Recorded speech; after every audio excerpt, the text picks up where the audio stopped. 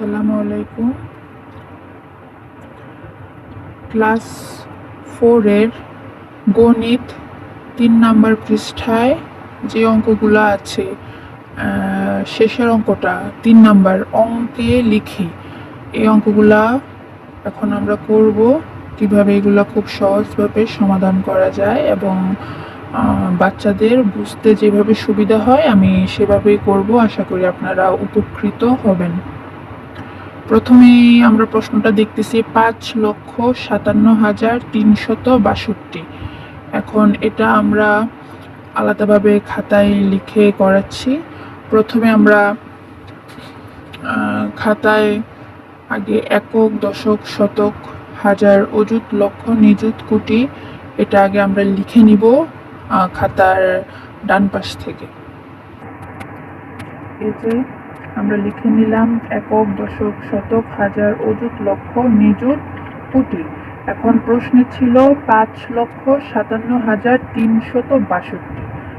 আচ্ছা, এখন 5 লক্ষ, দেখেন 5 একটা সিঙ্গেল সংখ্যা, এর জন্য আমরা 5টাকে 5 লক্ষ বলছে, তাহলে 5টাকে লক্ষের নিচে লিখবো। লক্ষের নিচে লিখবো হচ্ছে কি 5। আচ্ছা, তারপরে বললো 57,000। 57 কিভাবে লিখি আমরা? 5 10 7 57। দেখেন 57 কিন্তু একক সংখ্যা না, দেখেন এখানে দুইটা সংখ্যা মিলে 57 হয়েছে। তাহলে এই 57 এর শেষের সংখ্যাটা কত? 7। ঠিক আছে, এখন বলছে কি 57,000। তাহলে এই 7টা শেষের সংখ্যাটা আমরা হাজারের ঘরে লিখবো 7। আর এই 5টা আছে 7-এর আগে, এজন্য 5টা আমরা অযুদের ঘরে লিখবো 5। 5,57,000। তারপরে বলছে 362। তাহলে শত মানে কি? শতক। তাহলে 300 আর 62 আমরা দশক আর একক ঘরে লিখে দিব 6 10 2 62। তাহলে 5,57,362 প্রথমটা আমাদের হয়ে গেল। এবার দ্বিতীয় অঙ্কটা কি বলছে? 12,03,884। যে আমি দেখাচ্ছি বই। দ্বিতীয় অঙ্কটা কি বলছে?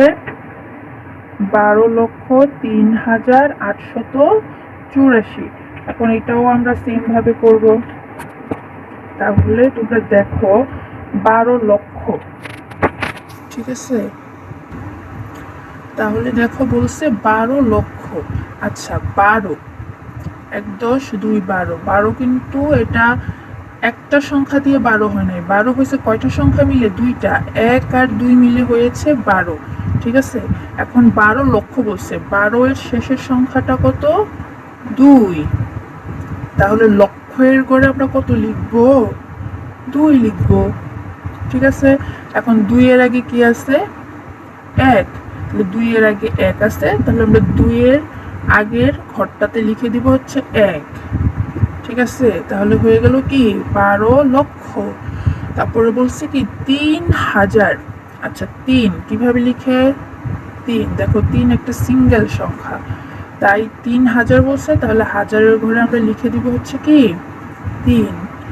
3,884। শত মানে হচ্ছে 8, 884। আচ্ছা দেখো, এখানে সবগুলোর ভিতরে আমাদের মাঝখানে একটা ঘর খালি আছে, এটা হচ্ছে অযুতের ঘর।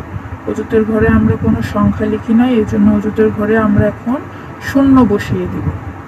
যে ঘরটা খালি আছে এটাতে আমরা শূন্য বসিয়ে দিব। তাহলে দেখো হয়ে গেল একক, দশক, শতক, হাজার, অযুত, লক্ষ। তাহলে দেখো হয়ে গেল একক, দশক, শতক, হাজার, অযুত, লক্ষ। লক্ষের ঘরে আছে 2, এর আগে আছে 1, 1 আর 2 মিলে হয়ে যায় 12। 12,03,884। আশা করি তোমাদের এটা ভালোভাবে বুঝেছো।